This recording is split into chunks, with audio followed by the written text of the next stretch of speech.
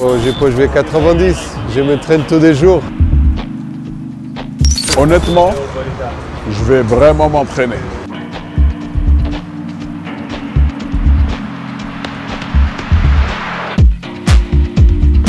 Depuis plusieurs années, j'organise déjà des tournois de vétérans en Europe et j'ai fait le constat que les vétérans, parmi lesquels il y avait quelques légendes déjà qui participaient très souvent à ces tournois, avaient un réel problème de reconversion et que la société regardait en eux très souvent. C'est des gens avec qui on prenait du plaisir de faire une photo, ils racontaient son vécu le temps d'un événement, mais après tout le monde se séparait et la légende aussi rentrait pour certaines dans l'oubli. Alors je me suis toujours posé la question, mais ces gens avaient tout l'aura qu'ils ont dans la société. Pourquoi est-ce qu'on ne créerait pas une plateforme qui les ramènerait ensemble pour maintenant leur donner la possibilité déjà de se retrouver, de parler de ce qu'elles sont devenues, ces légendes, de parler aussi de comment maintenant la société peut travailler avec ces légendes pour pouvoir l'impacter. Et alors pour ce fait, il fallait que j'ai un bon pays, un pays qui comprend le soft power, l'impact du sport au travers des légendes pour pouvoir établir un tel projet. Chapeau au Rwanda, chapeau à Fred d'avoir eu cette vision et on a hâte d'y être tout simplement. Parce que la passion ne s'arrête jamais. Du 1er au 10 septembre 2024 à Kigali au Rwanda, eh bien, se déroulera la toute première édition du Veteran Clubs World Championship, autrement dit le mondial des légendes. 150 icônes du football, des hommes et des femmes dont le palmarès donne le tournis à travers la planète entière, eh bien, qui vont participer à un tournoi de football, mais aussi participer à des forums autour de la paix, autour du business, autour du tourisme, autour de la santé, mais aussi autour de l'éducation. Ça va se passer donc du 1er au 10 septembre 2024 au Rwanda. Et ce qui se passe, c'est qu'en plein cœur de la plus grande fête du football africain, qui fait vibrer la planète entière depuis le 13 janvier 2024, Abidjan est le lieu par excellence pour tenir un de ces forums autour du développement du business, du sport en Afrique, mais aussi autour de l'impact des légendes dans le développement économique du continent africain. Avec quelques-unes de ces légendes en personne, mais également des partenaires comme le patronat du Rwanda ou encore le patronat de la Côte d'Ivoire. C'est donc parti tout de suite pour un focus légendaire sur la reconversion de carrière avec des conseils partagés par Patrick Mboma du Cameroun, Miguel Paoletta du Portugal ou encore Andrew Cole de l'Angleterre.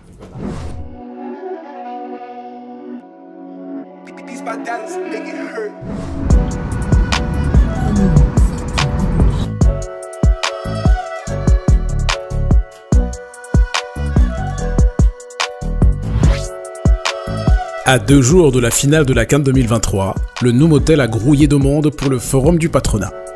Des journalistes venus du monde entier, des chefs d'entreprise, des partenaires du monde des affaires et du sport, des oreilles bien averties donc pour écouter les échanges menés par le modérateur Malik Traoré, ancien de Canal+ Sport et actuellement journaliste à NCI, la nouvelle chaîne ivoirienne. Déjà en tant que fan de foot, c'est incroyable parce que retrouver autant de légendes au mètre carré dans un pays comme le Rwanda, alors c'est improbable, mais c'est en même temps à l'image de l'Afrique d'aujourd'hui. On le voit avec la Coupe d'Afrique des Nations qui est peut-être l'une des plus belles compétitions de l'histoire. Je ne dis pas juste l'une des plus belles cas, c'est l'une des plus belles compétitions de l'histoire qui a le plus d'engouement, record d'accréditation, record de buts. En termes de spectacle, on est sur quelque chose d'inédit. Et c'est dans la continuité en fait de tout ça. En septembre 2024, voilà, accueillir autant de ballons d'or, autant de vainqueurs d'Euro, de Coupe du Monde, de Copa América, bref, ça va être des ballons d'or, bref, ça va être quelque chose d'énorme. Et pour le business, c'est ça qui est intéressant finalement, c'est qu'on n'est pas sur une compétition pure et dure, on est sur l'occasion de connecter pas mal d'acteurs, aussi bien du monde du sport que de l'économie. Donc c'est quelque chose d'inédit et forcément quelque chose d'énorme. Le forum du patronat a donné lieu d'aborder des sujets importants à travers 2 talks, un premier panel sur le sport, le business et le développement avec des intervenants comme Pierre-Célestin Rwabukumba, directeur général de la Rwanda Stock Exchange, la plateforme boursière du Rwanda, mais aussi Patrick Sebatigita, CEO des Interbat, entreprise immobilière basée à Abidjan, et Wallen Kadji, directeur de l'expansion chez UCB, le groupe brassicole camerounais qui sponsorise la Coupe d'Afrique des Nations depuis 2022 au Cameroun avec plusieurs marques comme Kadji Beer ou encore l'eau minérale Madiba et en Côte d'Ivoire en 2023 avec la marque Razel. Puis un deuxième panel sur le rôle des légendes du sport dont la croissance économique sous la modération de Ntudi Muyelo, entre autres directeur général du bookmaker BetPawa. BetPawa, c'est power en swahili en fait. Donc le pouvoir du jeu mélange anglais et swahili. La marque BetPawa est la plus grande marque de jeux de paris sportifs en ligne sur le continent. Avec Patrick Boma, le magique et légendaire numéro 10 du Cameroun, vainqueur des CAN 2000 et 2002 avec les Lions indomptables, médaillé d'or de football aux Jeux Olympiques en 2000, auteur d'un mythique retourné contre la France en 2000. Je suis content de l'avoir marqué. Ça symbolise pour beaucoup de gens, j'aime à le dire, ma carrière. Et ça ne me déplaît pas, même si je sais que j'en ai marqué d'autres et qui étaient peut-être pas tous aussi beaux, mais il y a d'autres chefs-d'œuvre, si je puis dire. Et qui a fait les beaux jours de Parme ou encore de Sunderland.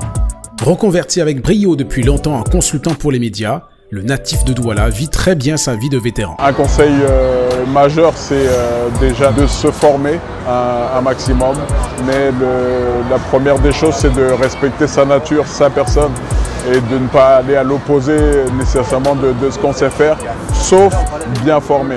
Et donc si on est bien formé, on n'est jamais à l'opposé de ce qu'on sait faire, on acquiert des compétences. Il ne faut pas avoir peur d'oser. J'ai commencé à penser à la suite assez tôt, mais ce n'est pas pour autant que j'ai pris des actions réellement très tôt. J'ai réussi à me concentrer sur ce que j'allais faire sur la fin de ma carrière. Et j'ai eu la chance de pouvoir compter sur des personnes qui m'ont aussi accompagné. Mais je pense que l'éducation ou les éducations que j'ai eues durant ma première carrière m'ont amené à continuer à chercher à apprendre des choses et ça me porte aujourd'hui. Deux autres légendes sur qui le temps semble agir au ralenti malgré leurs 50 ans passés, Pedro Miguel Carrera Resendes dit Paoletta, vedette historique du FC Porto, du Deportivo La Corogne ou encore du PSG, et 2 fois finaliste de l'Euro avec le Portugal, mais également Andrew Cole, buteur redoutable dans l'histoire de Manchester United. Now in the modern day game, because they have so much more given to them early doors, you know, they have so many more opportunities. You know, i.e. to go into business. I think when they come into the game, they basically get set up, you know, for the end of their careers. They've got so many different options nowadays. I think when I look back at my career, you know, the options that these guys have now is absolutely phenomenal. So, you know, take up one of those opportunities. You know, I think there's a hell of a lot more companies that are more interested in getting involved in professional footballers. You know, want to interact with them and things like that. So yeah, whatever it is, you know, have a good look at it, make sure you've got the right people around you and then make that decision.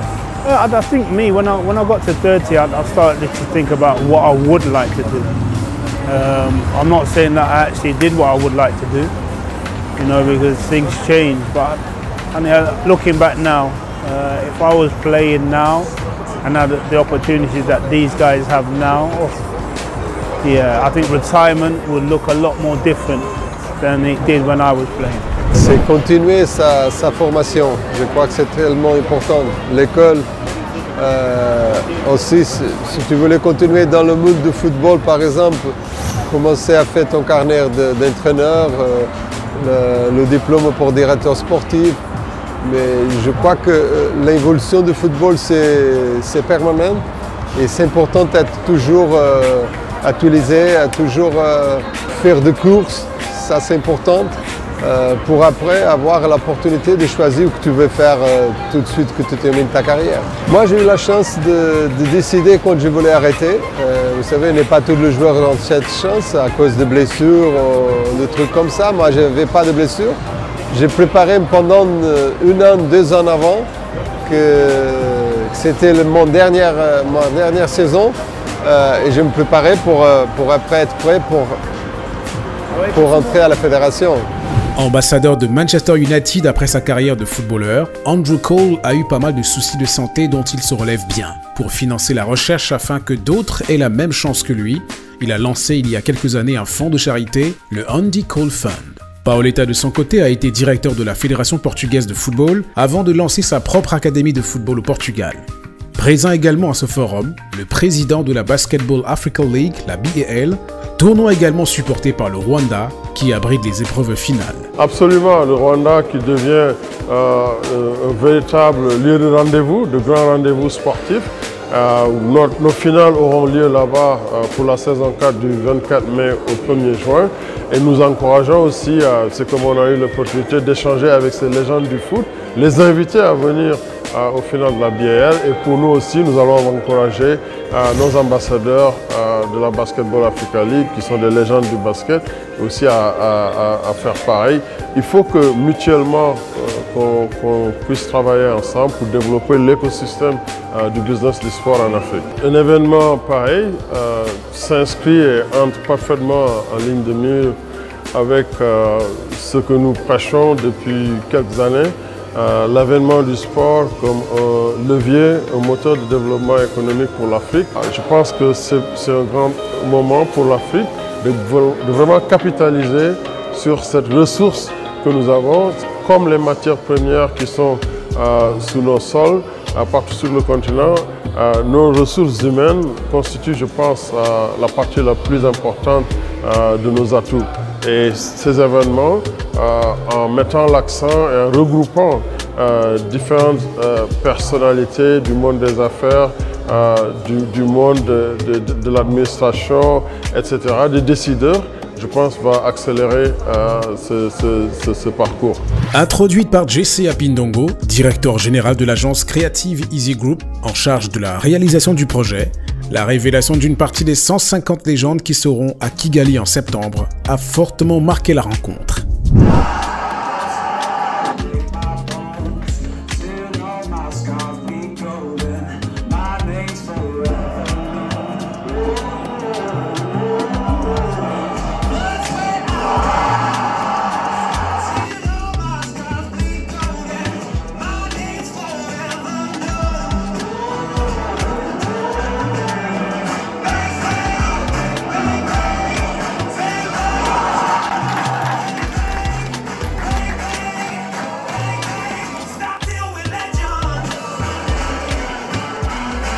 C'est la première fois qu'on va retrouver 150 joueurs pendant 10 jours dans un pays, en plus un pays africain. Je pense que c'est déjà une réussite. Déjà parce que entre le football professionnel, quand vous arrêtez, et il n'y a plus une autre structure pour vous accueillir ou pour vous retrouver et faire du football.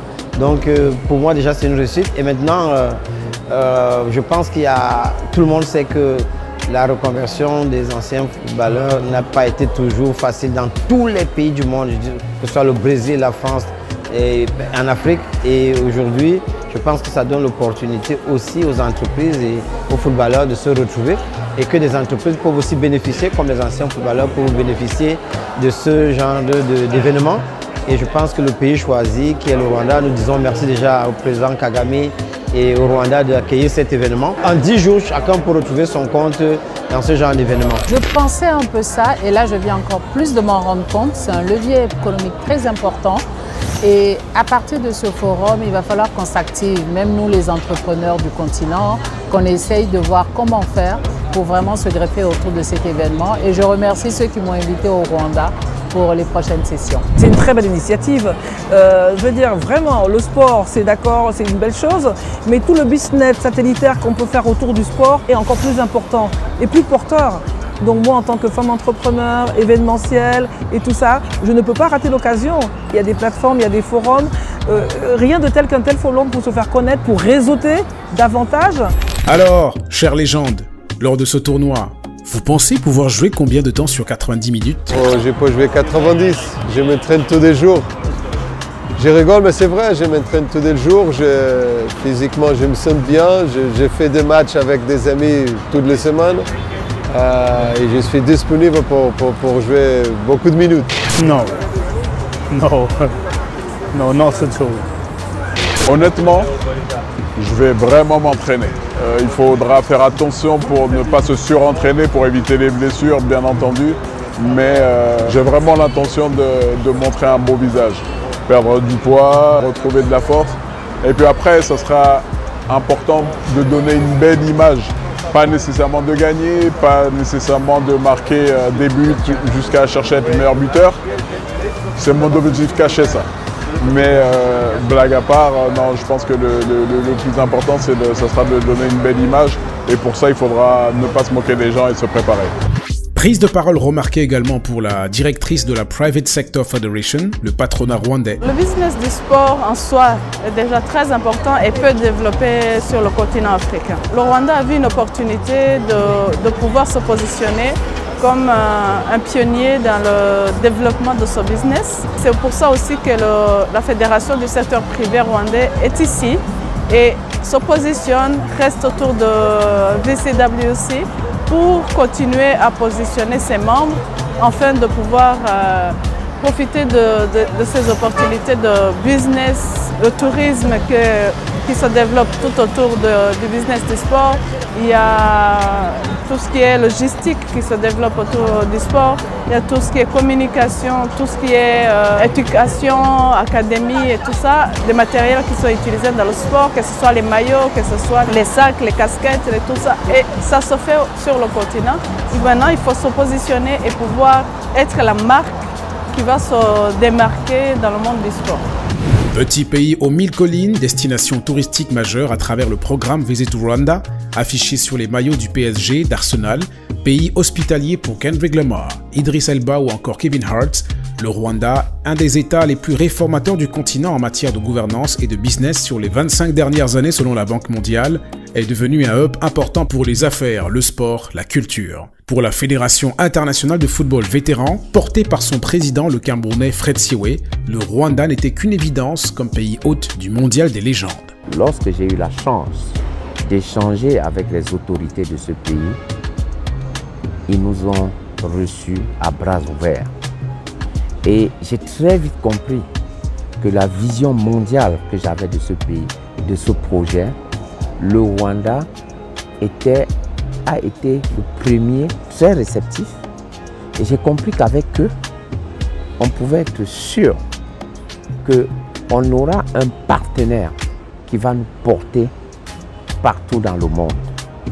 Parce que le Rwanda a cette particularité. Ils ont un leader aujourd'hui, le chef de l'État Kagame.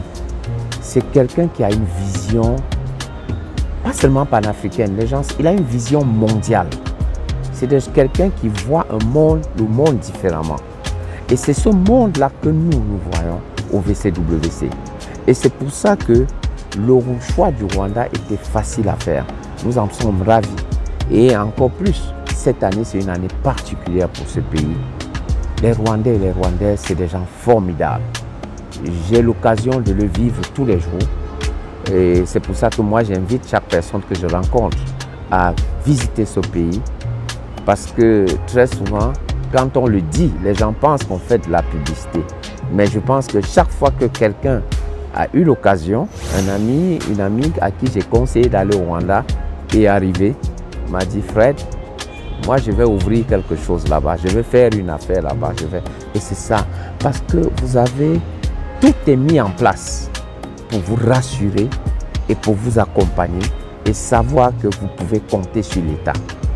Et ça, chapeau au gouvernement rwandais, chapeau à son président à qui vraiment je souhaite longue vie. Parce que nous en avons besoin dans le monde aujourd'hui. Des personnes qui ont des visions, des personnes qui peuvent soutenir une vision.